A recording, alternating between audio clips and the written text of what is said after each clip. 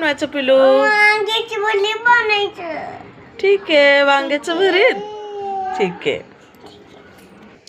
हाय, कशात सगळे मस्त आहात ना? मजेतच असाल. तर आमच्या पिलूला खायचं होतं आज वांग्याचं भरीत. मग काय पप्पांना त्याने सकाळीच सांगितलं होतं, पप्पा मला ते मोठंवालं वांगं घेऊन या, मला भरीत खायचं. तुम्ही म्हणत असाल एवढूसा मुलगा काय भरीत खाणार आहे, पण आणि बोलत नसेल हे, पण नाही हां बरं का, हा खूप बोलतो बरं का.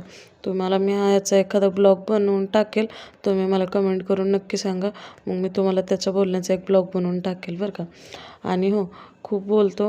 मग घेतलं मग वांग्याचं भरीत करायला. मला एवढंसुद्धा बोलला, मम्मा तू माझा एक व्हिडिओ घे. मग काय घेतला त्याचा व्हिडिओ आणि वांग्याचं भरीत करायला चालू केलं.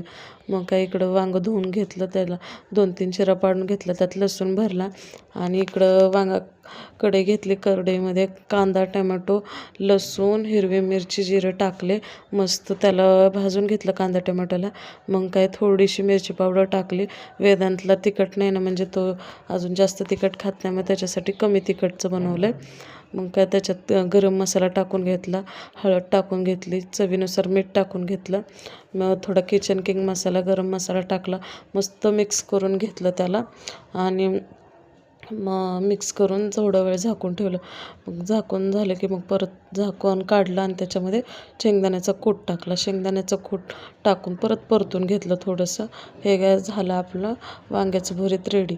वेदांच्या आवडीचं बरं का खूप. मग काय व्हिडिओ आवडला असेल तर नक्की लाईक करा आणि हो, भेटूया दुसऱ्या ब्लॉगमध्ये. बाय.